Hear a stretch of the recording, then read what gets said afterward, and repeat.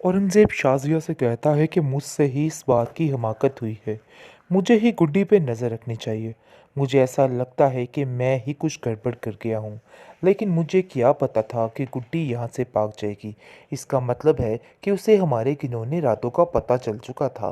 जिस पर आप देखेंगे कि वो शाज़िया कहती है कि आपने बिल्कुल ठीक कहा। मुझे तो ऐसा लगता है कि कुछ ना कुछ उसने ऐसे सुन लिया है या नासिर ने कोई ऐसी बात कर दी है जिस पर नासिर कहता है कि बिला वजह हर बात मेरे ऊपर लाने की क्या ज़रूरत है। मुझे तो कुछ समझ नहीं आ रही कि आखिर तुम लोग क्या चाहते हो। बस कर दो भाई, मैंने कुछ भी नहीं किया। मेरी गुड्डी से कौन सी रिश्तेदारी थी जो मैं उससे रिश्तेदारी पूरी करता। मुझे तो समझ नहीं आ रही शाज़िया तुम्हारे दिमाग की कि आखिर तुम क्या करना चाह रही हो। जिस पर शाज़िया कहती है कि तुम नहीं जानते हो कि ये कितना बड़ा गलत काम हो गया है, क्योंकि ये कोई मामूली काम नहीं हुआ। मुझे तो ऐसा लगता है कि कुछ गड़बड़ होने वाली है, यानी कि सारा माजरा बिल्कुल ख़त्म होने वाला है। दूसरी तरफ सैफ़ी के दिल में भी लालच आ चुका है और वो कहता है कि तुम फ़िक्र मत करो, मैं सब सँभालूँगा। लेकिन वो किसी और तरीके से इन सब चीज़ों को सँभालने की कोशिश कर रहा है। ये बात कि अभी किसी को समझ नहीं आ रही है। लेकिन जी आप देखेंगे कि औरंगज़ेब को बहुत जल्द गुड्डी का पता चल जाएगा, क्योंकि सैफ़ी के दिल में जो लालच आ चुका है, वो अब इस बात की डिमांड करेगा औरंगज़ेब से कि मैं तुम्हें गुड्डी का पता दूँगा, मुझे इतने पैसे चाहिए। तो जिसकी वजह से आप देखेंगे कि सारा माजरा ख़राब करने की कोशिश करेगा। लेकिन यहाँ से भी स्वीटी गुड्डी की मदद करेगी और उसको यहाँ पर बचाने में कामयाब हो जाएगी।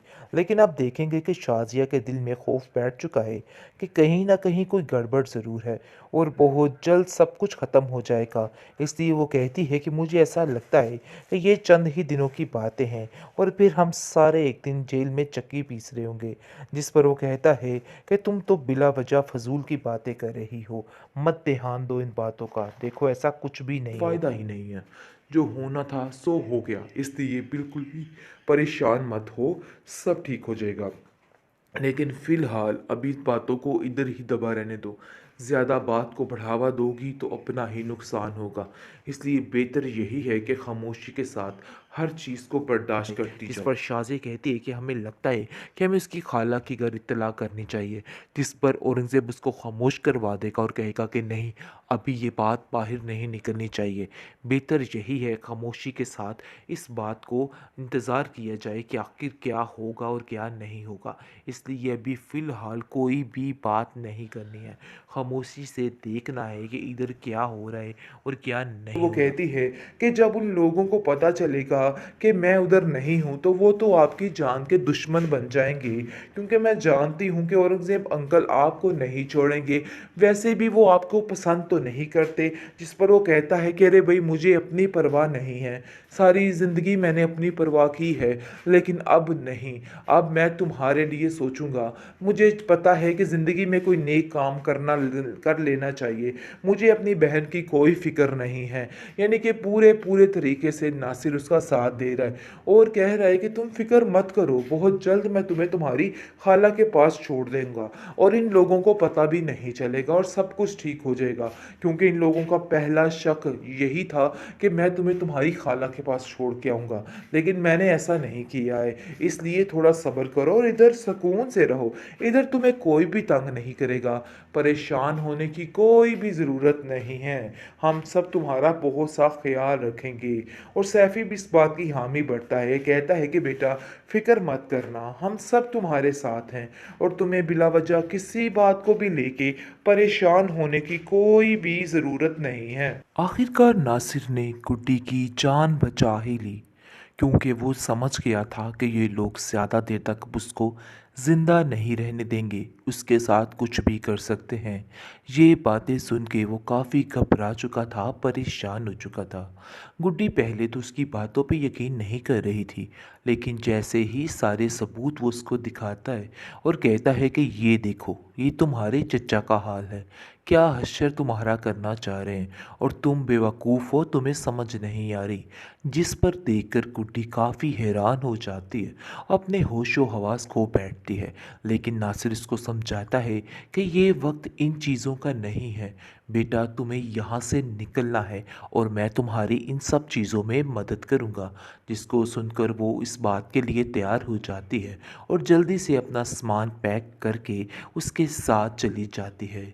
जैसे ही आप देखेंगे कि आगे जाती है यानी कि जो सैफ़ी बाबा हैं वो उसको आगे नज़र आते हैं, लेकिन गुड्डी सैफ़ी बाबा को देख के काफ़ी घबरा जाती है और कहती है कि आखिर ये मुझे यहाँ पे कैसे सुकून से जीने देंगे। इन्होंने तो वहाँ पे भी मेरा जीना जीरण किया हुआ था। जिस पर नासिर कहता है कि गुड्डी, घबराने की कोई ज़रूरत नहीं है, ये तुम्हें कुछ भी नहीं कहेंगे। ये कोई बाबा शाबा नहीं बल्कि आम सा इंसान और मेरा दोस्त है। तुम्हें परेशान होने की ज़रूरत नहीं है, बल्कि ये तो तुम्हें उनके चुंगल से छुड़वा कर लाएगा और देख लेना क्या होगा। लेकिन सैफ़ी बाबा है तो लालची इंसान, देखो अब आगे क्या करता है। लेकिन नासिर इसको ज़्यादा देर तक इधर नहीं रहने देगा। फ़िलहाल उसके पास और कोई ठिकाना नहीं था, क्योंकि वो जानता था कि जैसे ही शाज़िया घर में आएगी, क्या पता कि उसका गला घोंट कर उसको मार दे।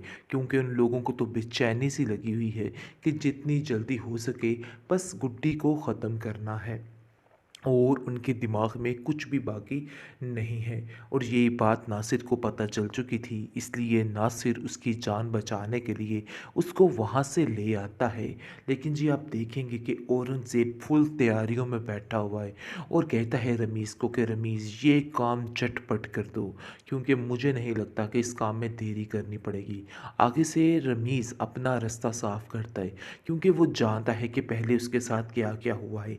इसलिए वो कहता है कि देखो भाई, मेरी तो तबीयत ठीक नहीं है, मेरा तो कोई हाल नहीं तुम्हारे सामने ही है, मुझे भी रिपेयर होते हुए थोड़ा वक्त लगेगा। इसलिए जो काम करना है तुम्हें खुद ही करना पड़ेगा, क्योंकि मैं अब कोई किसी किस्म का रिस्क नहीं ले सकता। मुझे पता है कि जहांगीर एक पल के लिए भी चैन नहीं लेगा, बल्कि इसको यहाँ से लेकर ही जाएगा। जिसको सुनकर आप देखेंगे कि वो कहता है कि हाँ मैं ये जानता हूँ, उसने तो पता नहीं क्या कोई बैर हमसे पाला हुआ है, आखिर क्या करना चाहता है। इसलिए मुझे ही अब गुड्डी का काम तमाम करना होगा। शाजिया को कहता है कि शाजिया, मैंने उसको कमरे में बंद किया हुआ है, बस जितनी जल्दी हो सके उस गुड्डी का नाम काम जो है वो तमाम कर देना है। जिस पर शाजिया बड़ी खुश होती है और कहती है कि बात तो बिल्कुल ठीक है, लेकिन मैं जाके देखूँ तो सही, आखिर हो सकता है कि खुद ही अल्लाह की तरफ से सारा काम हो गया, यानी कि खुद ही वो मर मिट गई हो। लेकिन जी आप देखेंगे कि जैसे ही सारा माजरा हो रहा होता है और वो उसके कमरे में जाते हैं तो काफ़ी ज़्यादा शॉक होते हैं, क्योंकि वहाँ पर ना तो गुड्डी होती है और ना ही उसकी कोई स्वीटी और ना ही उसका कोई सामान। ये देख के सब दंग रह जाते हैं और कहता है औरंगज़ेब, ये सारी तुम्हारी भाई की चाल है, इसके अलावा और कुछ नहीं। मुझे यकीन है कि कोई ना कोई अंदरूनी बदला लेने की